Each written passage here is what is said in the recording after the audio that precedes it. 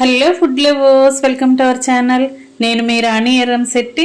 Friends, ఈరోజు చట్నీ చేసి చూద్దాం. టొమాటో కొత్తిమీర కాడల పచ్చడి అండి. చాలా కమ్మగా టేస్టీగా ఉండటమే కాకుండా హెల్త్కి కూడా చాలా చాలా మంచిది. కొత్తిమీర కాడలతో చట్నీ అనేది చేసి చూపించబోతున్నాను. కాడలలో ఫైబర్ కంటెంట్ అనేది ఎక్కువగా ఉంటుంది. అప్పుడప్పుడు ఇలా చట్నీలలో కాడల్ని వేసుకుని చేసుకున్నట్లయితే హెల్త్కి చాలా చాలా మంచిదండి. అలాగే టేస్ట్ కూడా చాలా బాగుంటుంది. ఆ ప్రాసెస్ అంతా చూద్దాం. వీడియోని ఫస్ట్ నుంచి లాస్ట్ వరకు చూడండి, మధ్య మధ్యలో స్కిప్ చేయకుండా చూడండి. ఇక ప్రాసెస్ స్టార్ట్ చేద్దాం. మీ ఘాటుకి తగ్గట్టుగా పచ్చిమిర్చి తీసుకుని ఇలా కడుక్కుని శుభ్రంగా చిన్న చిన్న ముక్కలుగా చేసుకుని పెట్టుకోండి. ఇప్పుడు టొమాటో ముక్కల్ని కూడా ఒక కప్పు తీసుకోండి. కొంచెం చింతపండు రెబ్బ తీసుకోండి. 1 టేబుల్ స్పూన్ పల్లీలు, 1 టేబుల్ స్పూన్ ధనియాలు, 1/2 టీ స్పూన్ జీలకర్ర, వెల్లుల్లి రెబ్బలు తీసుకోండి. ఇప్పుడు కొత్తిమీర కాడలండి. కాడలు ఆకులు కూడా కాడలకున్న వేర్లను కట్ చేసుకుని ఇలా కాడల్ని ఆకుల్ని మొత్తాన్ని కూడా శుభ్రంగా కడుక్కోండి. పాడైన ఆకుల్ని మాత్రం పక్కన పెట్టేసుకుని శుభ్రంగా క్లీన్ చేసుకున్న తర్వాత వాటర్తో 2-3 సార్లు బాగా కడుక్కోండి. ఇసుక అనేది ఉంటుంది. అలా కాకుండా శుభ్రంగా కడుక్కుని కాడలతో సహా తీసుకోండి. వీటిని కడుక్కున్న తర్వాత ఒక ప్లేట్లోకి తీసి పెట్టుకోండి. కాడకున్న చివరున్న వేర్లను మాత్రమే కట్ చేశానండి. కాడ మొత్తాన్ని కూడా ఇప్పుడు చట్నీలో యూజ్ చేయబోతున్నాను. ఇంకా కుకింగ్ స్టార్ట్ చేద్దాం. స్టవ్ ఆన్ చేసి కళాయి పెట్టుకుని 1 టేబుల్ స్పూన్ ఆయిల్ పోసుకోండి. ఆయిల్ కాగిన తర్వాత 1 టేబుల్ స్పూన్ పల్లీలను వేసుకుని దోరగా ఫ్రై చేసుకోండి. ఫ్లేమ్ సిమ్లో పెట్టుకుని కరెక్ట్గా ఫ్రై చేసుకొని అవన్నీ కూడా తీసి ఒక ప్లేట్లో పెట్టుకోండి.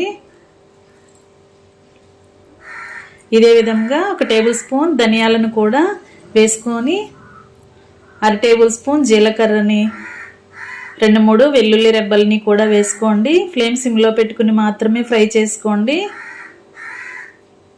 ఇవి కూడా కరెక్ట్గా ఫ్రై అయిన తర్వాత తీసి ప్లేట్లో పెట్టేసుకోండి.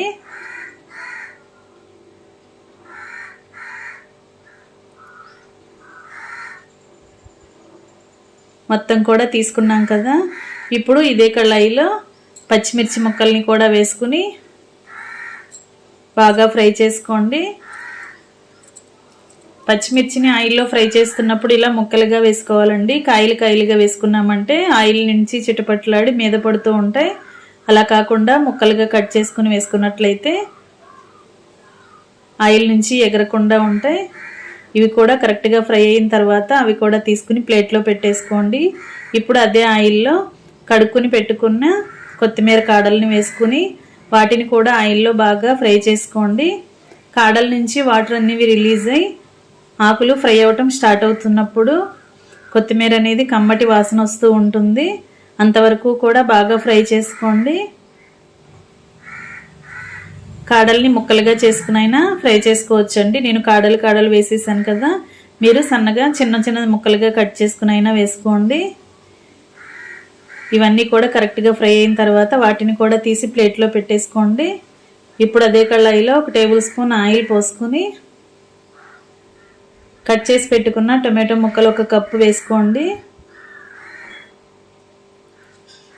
కొంచెంగా చింతపండు వేసుకోండి. 2 రెబ్బల చింతపండు వేసుకుని 1 టేబుల్ స్పూన్ సాల్ట్ వేసుకోండి. చిటికెడు పసుపు కూడా వేసుకుని ఇవన్నీ టమాటో ముక్కల్లో కలిసేంత వరకు బాగా కలుపుకొని మగ్గించుకోండి. సాల్ట్ వేసిన తర్వాత టొమాటోలో నుంచి వాటర్ అనేవి వస్తూ ఉంటాయి. అవన్నీ కూడా ఎగిరిపోయి ముక్కలు సాఫ్ట్గా అయ్యేంత వరకు ఫ్రై చేసుకోండి. ఇలా ఉడికించుకోండి. కరెక్ట్గా ఉడికిన తర్వాత స్టవ్ ఆఫ్ చేసుకుని పక్కన పెట్టి చల్లారి పెట్టుకుందాం. ఈ లోపుగా ముందుగా ఫ్రై చేసుకున్న వాటిని మిక్సీ జార్లో వేసుకుని గ్రైండ్ చేసుకోండి.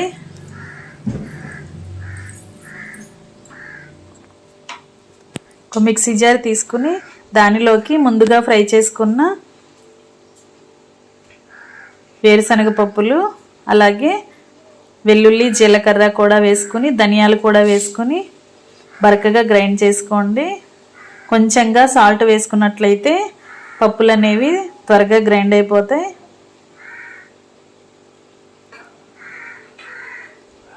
ఇవి గ్రైండ్ అయిన తర్వాత పచ్చిమిర్చిని కూడా వేసుకుందాం.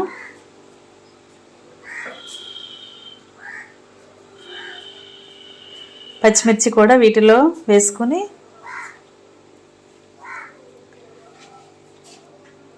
ముక్కలన్నీ నలిగేంత వరకు గ్రైండ్ చేసుకోండి. ఇవి కూడా గ్రైండ్ అయ్యాయి కదా. ఇప్పుడు ఆయిల్లో ఫ్రై చేసుకున్న కొత్తిమీర కాడల్ని కూడా వేసుకోండి. వీటిని కూడా మెత్తగా గ్రైండ్ చేసుకోండి. గ్రైండ్ అవుతున్నప్పుడు కొంచెంగా వాటర్ పోసుకుని కాడల్ని మెత్తగా నలిగేంత వరకు గ్రైండ్ చేసుకోండి. వాటర్ అనేవి ఎక్కువగా పట్టవండి, కొంచెంగా వేసుకుంటే మెత్తగా నలిగిపోతుంది. ఈ విధంగా మొత్తం కూడా గ్రైండ్ చేసుకోండి. ఇప్పుడు చల్లారి పెట్టుకున్న టొమాటో ముక్కల్ని చూద్దాం. బాగా చల్లారిన తర్వాత వాటిని కూడా ఇలా జార్లో వేసుకుని దీనిని కూడా మెత్తగా గ్రైండ్ చేయాలి.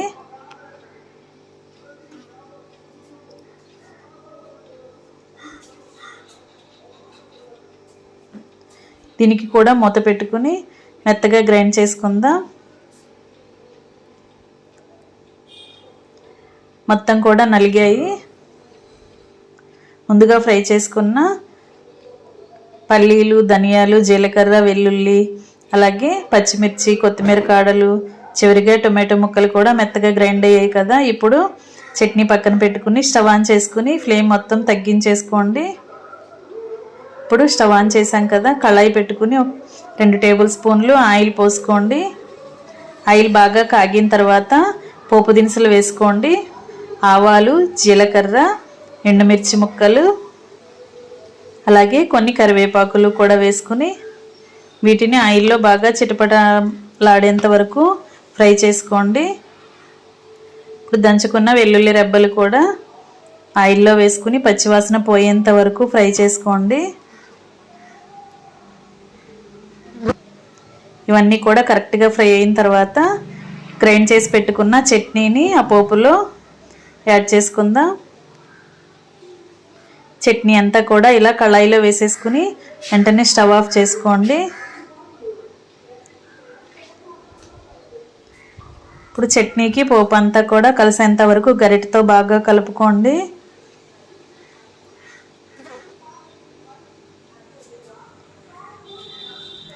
ఇంకా రెడీ అయిపోయిందండి.